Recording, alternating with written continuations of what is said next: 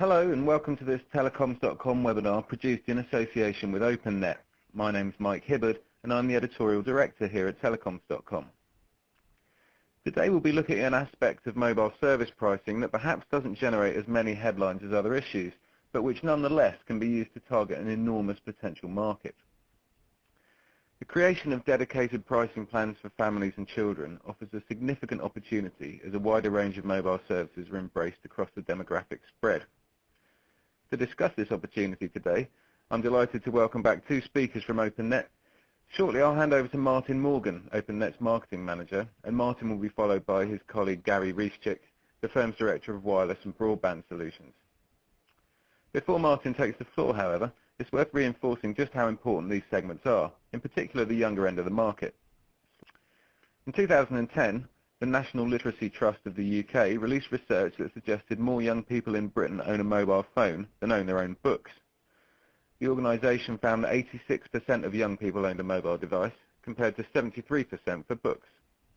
In the same year, a study from MediaMarkt Research and Intelligence showed that mobile phone ownership in the United States among children had increased by 68% in the 5 years from 2005.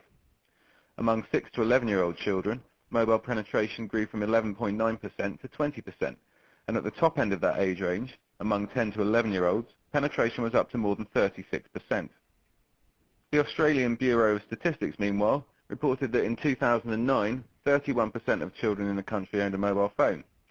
The figure was 76% for those in the 12 to 14 age range, and just 2% among 5 to 8-year-olds. And a study conducted by the GSMA and Japanese operator NTT Docomo, looking at mobile phone usage among children in Japan, India, Paraguay and Egypt, found that penetration in the 8 to 18 age group was more than 70% across the four countries and 94% in Egypt. The study reported that 12% of users across all four markets in that age group owned smartphones, with 40% accessing the internet from their mobile device. So clearly this is a highly active market segment, but one that oftentimes will not have full control over financial spend. So to take a closer look at this issue, I'm going to hand over to Openet's Martin Morgan now. But just before I do, I should explain that Martin and Gary will remain online after their presentations to take questions from the audience. If you have a question you'd like to put to them, please type it into the dialog box under the webinar at any time. Martin and Gary will answer your questions when the presentations have finished. Their answers will appear as text in the comment stream, and there is no audio element to the Q&A. For now though, Martin, it's all yours. Okay, Mike, thank you very much for that introduction. As Mike said, my name is Martin Morgan. I'm the marketing manager with Openet, and along with my colleague Gary Reeschik today, we're going to be talking about how operators can provide service plans for families and children and how they can use these to create a competitive differentiator. So the presentation is going to be in two sections. I'm going to be doing the first half, and then Gary will be doing the second half. So just in terms of the agenda, I'm going to be talking about family plans. What operators are currently marketing to family plans in terms of bundles, but also more importantly in terms of value-added services such as parental controls. Now, parental controls is an area that we're starting to see more and more headlines about, and we're going to look at some of these headlines and look at some of the stats, look at how many kids have phones these days, because virtually all kids have phones. However, with more and more kids having phones also comes responsibility.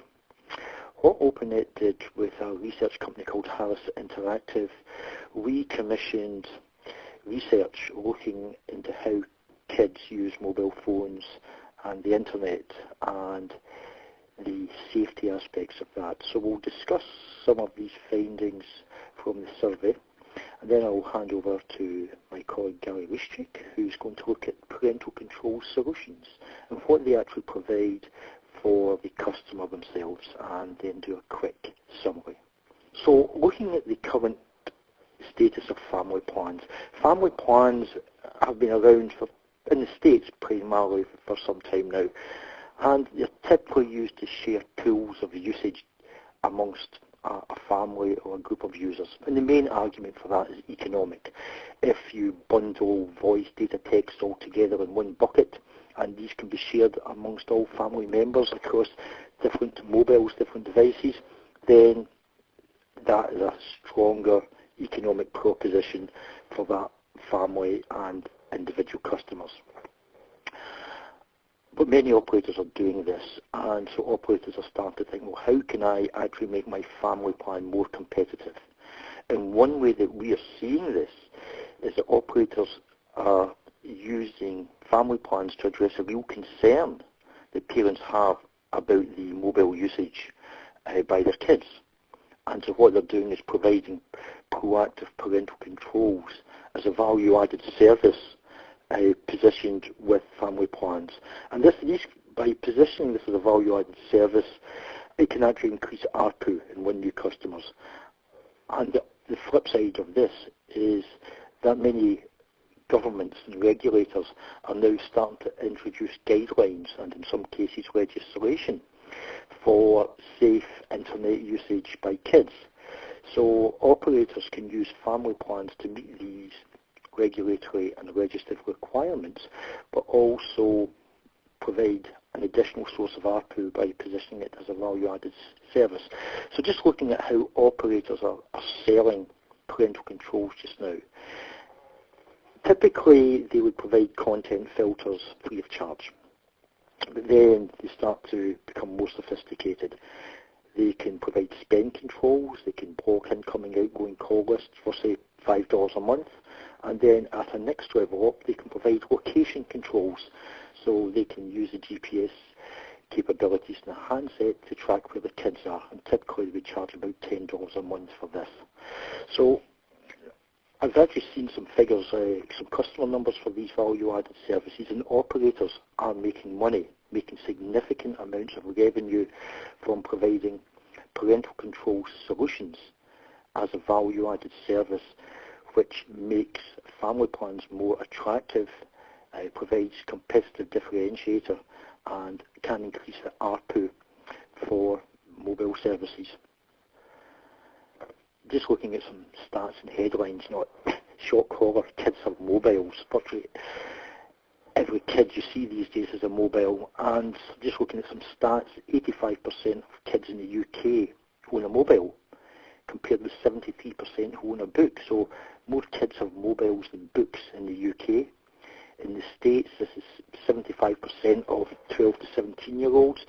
And in New Zealand, 84% of kids will have a mobile before their 18th birthday. And the GSM Association last year did some research here. They took Egypt, Japan, Paraguay, and India. Said of these 4 countries, 69% of 8 to 18-year-olds own mobiles. So just looking at the geographical spread of these countries, 70% up of kids own mobiles. But the flip side of owning mobiles, owning smartphones, is cyberbullying. There's been some horrific headlines in the news. Just looking at the right-hand side of this slide, CBS News, cyberbullying continues after teen's death. ABC News in Australia, elite schools horrific cyberbullying case. And the BBC News in the UK, I slipped my wrist because I was cyberbullied. All fairly horrific headlines and not ones that we really want to be seeing. So on the back of this, as I mentioned, Openet did research with a leading consumer agency called Harris Interactive. We looked at mobile telecom safety research and how kids use mobile phones, both in the US and several other countries. The research we're going to look at today is for the US, and we commissioned this research which spoke to 503 US-based teenage mobile phone users, and what we actually found is that there is a lot of misuse of mobile phones. Cyberbullying is much more widespread than we like to think, and in many cases the parents don't have a clue what's happening. A lot of research on this subject has been carried out talking to parents and asking parents what they feel about kids using mobile phones and what controls are in place and how parents see cyberbullying as an issue. what we did here is we actually spoke, well, Harris Interactive actually spoke to the kids themselves who are using mobile phones, and so the results are very telling in that it's the kids and not the adults who were the sample for this research. One of the first things we did in the research was we tried to find out how often the kids use their mobiles, to identify who would be a heavy user of mobile phones, to see if there's any analysis we could do there. So in the States, what we found was that on average, teenagers send 60 texts a day. That's just sending texts. So that's 1,800 texts a month they're sending. But 1/4 of the sample sent more than this average. So they're sending more than 60 texts a day. And for that, we were able to categorize these users as heavy users. And we looked at if we used voice, data, or time-based usage, the results would be pretty much the same. So using the number of texts sent as a day to identify a heavy user was very much the optimal way forward. Just looking at this slide, there's no great surprises here. Kids use their phones when they're not supposed to. But what was surprising was the percentage of it. 75% of the teenagers surveyed said they use their mobile phone at bedtime, when they should be sleeping. 49% said they use it in school. Not just in school at lunchtime or break time, but during class, when they're meant to be studying calculus or geography. Why do that when you've got the attraction of Twitter or Facebook? So almost half the kids surveyed, on average, say that when they're in class, meant to be studying, they use their mobile phones. But then if we start to break this down into heavy users versus non-heavy users, you can see that 94% of heavy users use their phones when they should be sleeping, and 74% of heavy users are using their phone during class time in school. And you can see those figures drop off quite a bit for non-heavy users. So it's 70% for nighttime and 41% in class.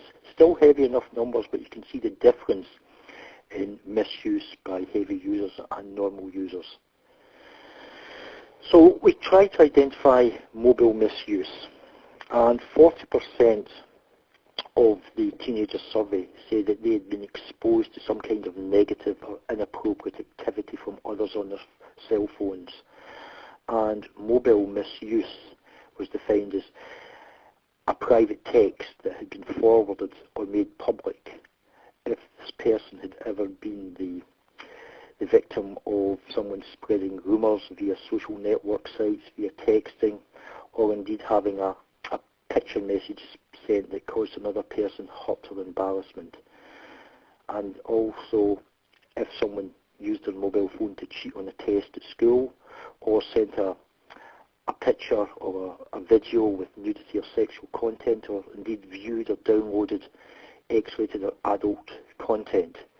So 40% of the kids surveyed say that they've been exposed to some kind of negative or inappropriate activity from others on their mobile phones, and that figure rose to 58% for heavy users, and it went down to 35% for non-heavy users.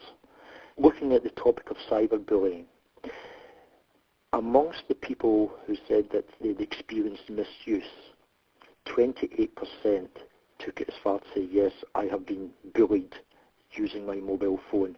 So 28% of the teenagers surveyed said that they had experienced bullying behaviours from others on their mobile phones. That figure goes up to 46% for heavy users and down to 23% for non-heavy users. Interestingly, one of the things we looked at was looking at overall online cyberbullying. And when you take fixed wire, wireline internet usage plus mobile usage, 41% of the teenagers surveyed said they had experienced cyberbullying, both from mobile and from fixed line internet. Of the kids who actually have engaged in bullying others on their cell phones, 17% of this sample stuck their hands up and says, yes, we've done this, and that goes up to 30% for heavy users and down to 13% for light users. When asked about the rules that their parents have, 70% of the kids say, yeah, our parents have rules about cell phones use. And then when asked, tell us more about these rules, they'll say, well, they talk to us about mobile phone usage, or they ask to look at the mobile. But what we found is that the rules aren't really that effective because there's no enforcement. And indeed, 47% of the survey said, well, their parents, they don't really keep track of cell phone usage. They maybe ask in general, but they don't know what I'm using it. They don't ask me what I'm using my mobile phone for. And only 14% of the kids sampled said that their parents use parental control software. So that's 86% of the sample say that there's no parental controls automated on handsets. It's asking about phone usage, and in a lot of cases these parental control rules can't be enforced, so they're not working. And when the parents ask about mobile phones usage or ask to see them, a lot of the kids are actively hiding cell phone activity from their parents. 42% of the teenagers surveyed said that in the past month they have actively hid mobile phone usage from their parents. It's hiding or deleting text, locking the screens when their parents are around, hiding passwords. And when you look at the breakdown of that figure by identifying people who misuse their phones, that figure goes up to almost 70% compared to 35% for people who don't misuse their mobile phones. So that's what 42% of kids in the past month have hid mobile phone usage from their parents. So the idea that parental rules is asking their children what you're doing on your mobile phone works, it really goes out the window and it doesn't work at all. So just to sum up the research, that 40% of teenagers have been exposed to negative or inappropriate activity from others on their mobile phones. And 28% say that they've experienced bullying behaviours from other people on their mobile phones. And actually 17% have said, yeah, we have bullied other people on their mobile phones. And interesting here that 88% of the folks who said that they're cyber bullies themselves, they've actually been bullied as well.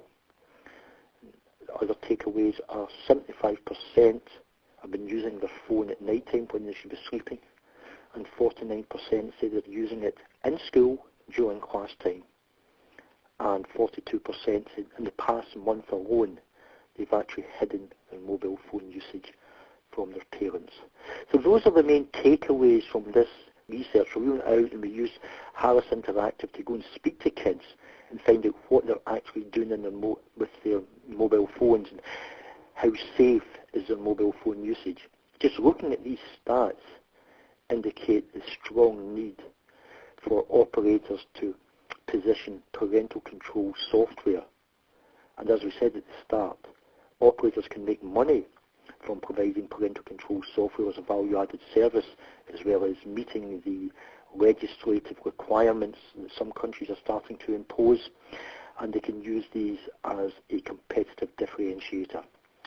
So with that, I am going to hand over to my colleague, Gary Liszczyk, who's going to tell you all about parental control software. Thank you. Thanks, Martin. I'm going to talk now a little bit about policy and charging controls and how they enable the ability to deliver parental controls. Slide 15 is kind of a high-level introduction of basically policy and charging controls architecture based on standards like 3GPP. In this presentation about parental controls, I'm going to focus primarily on a few different network nodes. The SPR being the subscriber profile repository, contains information about subscriber entitlements information, which is important to understand which users get controlled. I'm going to talk about the PCRF, which is a policy management system which manages the quality of service. It can do gating for services like data. It can also work with content filtering engines and so on. I'm also going to speak a little bit about the online charging system, which creates network edge capabilities around monetary usage limits like spending limits and so on. and a little bit about the offline charging system, which can also be used for balance management functions, but not in a real-time manner. Typically, it's used for postpaid systems. I actually have a lot of information floating around here, so I'm going to start basically at the top right around the subscriber awareness. And this whole illustration is really kind of talking about how policy and charging controls bring together or enable the intelligent pipe. So if you look at the top right box around subscriber aware, basically you're looking at the subscriber data management or the SPR function. And that repository typically contains information about the billing plan, which the billing plan can include or exclude things like time of day rules. Typically the billing plan is, gold, silver, bronze. It tells you what your allocation for usage, for spending, and so on can be over the course of a month. A lot of times you can also have additional information around what personal rules you want in there. This can come from a device client, a web portal, and so on.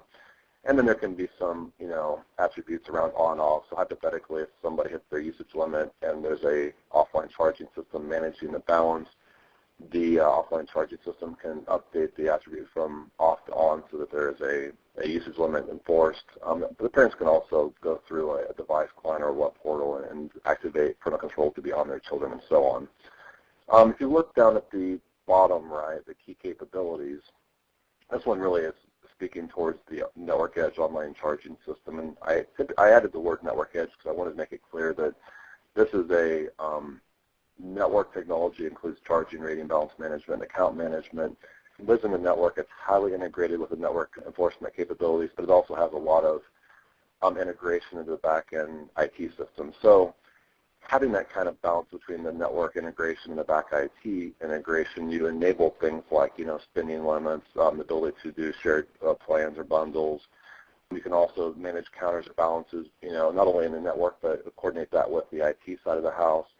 You can do advice of charge, which is incredibly important when you're doing spending limits, roaming, parental controls. And then there's some newer, kind of more interesting things happening around loyalty programs, promotions, and all this basically ties back into real-time account management. If you look at the bottom left, there's a lot of information coming from the network. So obviously to do policy management, you need to understand the session data. Session data can include things such as the network type, 3G, 4G, LTE, WiMAX for 4G technologies. It could be Wi-Fi, wireline, and so on. Another thing that the policy management system typically does is coordinate information from the enforcement points like speed packet inspection boxes to know the application type or the internet application being used. The policy management system can pull information, receive information from other network nodes that provide network utilization information, such as probes, quality experience and measurement systems. It can also come from network capacity planning and forecasting tools. All of this basically allows the policy management of the system to be topology aware, network capacity aware, and understand the conditions based on daytime, if the customer is roaming, and so on. Obviously, once the policy and charging control systems have the subscriber awareness, they have the session awareness from the network, then they can determine the enforcement functions or the policy rules to be enforced. So the enforcement capabilities here really revolve around things like authentication, authorization at the service level, the session level, the subscriber level. And you can also, manage bandwidth or do bandwidth controls if you want to do traffic shaping, if you want to manage the traffic based on things like service priority, based on network conditions like congestion. There can be device controls. Sometimes you want to manage or enforce traffic based on the device capabilities, especially for things like video. Hypothetically, if you have video streaming, you might want to manage the traffic differently on a small device, maybe not provide high definition, whereas a larger screen maybe requires higher definition quality. So those types of things, the device type and capabilities, are key considerations when you're communicating policy rules down to the enforcement points. You can also do this at the protocol level, which is, tied to the application type and so on. Slide 17 is a slide I really like. It's incredibly high level, but it does show kind of the power of what policy and charging controls bring to the table because they are network and subscriber aware. So if you look at the left of the device, you can see that the family has, the children spend on their Tony, Ellen, David, and Jack. The thing that the policy and charging control systems do is they provide deeper visibility into what, how, when, and where. So as you listen to Martin speak about the Harris research we did, you understand now that basically children can do do a lot more texting during the day, during school hours, a lot of texting at night during bedtime. Policy and charging gives you visibility to that activity so the parents can make informed decisions on how to control the services and when and where and why. And then on the far right, you can kind of see the illustration. It's broken down at a very granular level based on the individual child. The next section I'm going to talk about is filtering and child protection. Terms like cyberbullies, cyberstalkers, and sexting are things that are fairly new terms, but the problems have been around for a while. So I'm going to talk a little bit about the filtering capabilities and how to protect children from these types of events. Slide 19 really quickly, talks about the filtering overview. So I want to talk about why filter, what to filter, and how you can filter. First, the why filter. Basically, there's two primary reasons people filter in the respective parental controls. The first is child protection. Parents, first and foremost, want to protect their children from things like cyberbullies, and that's one category. The second typical filtering category is around blocking objective content, such as adult content, maybe gaming, and things like that. So those are the two categories. I would say as a parent myself, the first thing I want to do with my children is do the child protection. Second would be probably spending controls, and then third would be the objective content. But for filtering, these are the two categories. What services do get filtered? The primary areas of filtering that are enforced or controlled, or services that are controlled, are SMS, MMS, voice, and data, which in this case is URL level filtering, which allows the operator to offer the parent categories, PG, PG-13, adult, whatever. Those are kind of examples. They probably wouldn't be called those, but the point is that basically there's different categories based on the child's age and the type of content they can receive at the web level. As far as filtering options, you can basically do allowed, which is trusted numbers, which we refer to in the business as whitelisting. You can also have blocked or untrusted numbers, which is called blacklisting, or you can do both of these on a send or receive basis. So slide 20, I'm going to talk a little bit about bully filters and blocking SMSs. There's a lot of different illustrations that can be used to talk about parental controls. I only have about 20 to 25 minutes, so I'm only going to use one illustration to kind of show you the different parts to doing filtering. In this illustration, basically, step one is the bully sends an SMS on the top left of the screen. What the information passes through the home SMSC. Option 2A, if there's no filter, the SMS is sent to the target, the child being bullied. And if there is a filter in 2B, then the SMS is blocked. From there, basically, step 3, the control point will do a query to the policy and charging control system. Depending on the service, I left the enforcement point on step 3 blank because the enforcement point can vary from data to voice and so on. Depending on the control point, it'll go to either the policy management system or the online charging system. You get a response and do the enforcement from there. Step 4, if the bully was on the device block list, in this case the SMS is blocked. And then from there, the parents can set up the ability to either do an optional response back to the bully saying the message was not delivered, or they can basically receive an email if they wish about the event. This next section I'm going to talk about is what we call service controls. We've been talking about service controls in the policy management space for quite a few years now, but there's been some compelling events in the market around things like blocking Facebook as part of parental control. So as the networks get smarter, the clients get smarter, and education with the parents gets better, there's more demand for the ability to manage at the application or at the service level. So I'm going to talk a little bit about that just to give you a little bit more background. Basically, if you look at the illustrations on the left, you can see that one of the trends that we're seeing a lot of in 2012 is connecting the subscriber back to the operator, more personalized control, more device-level control. So these smart applications basically allow parents to set rule definitions and then therefore create enforcement within the network. This can be things like time of day, blocking services during school hours or at bedtime. It can be temporary rules like, blocking a service for, hypothetically 10 minutes. Little Johnny gets in trouble, your phone's going to be deactivated for 10 minutes. It could be usage limits, right? Some parents may say, I want to limit your number of text messages to 30 a day. Use them wisely so little Jane isn't, texting 200 times a day, partially during school and partially during bedtime. It could be data consumption because little Johnny, again, is, watching movies on his phone in bed at night. There's a lot of different things you can do around usage limits. The key thing I'm trying to illustrate here or kind of convey is that on slide 22 is all of these types of capabilities are much more efficient, much easier to use from a parent standpoint if it's done on a device than going to a web portal, signing in, trying to find the right page to set these rules up. So device clients is kind of a key differentiator for operators in 2012. The next section I'm going to talk about really briefly is spending limits. Spending limits is something that's been around for a couple of years now in terms of regards to policy and charging controls. The key thing is that parents, obviously, after child protection, they want to make sure that they manage their children's spend on their mobile phone.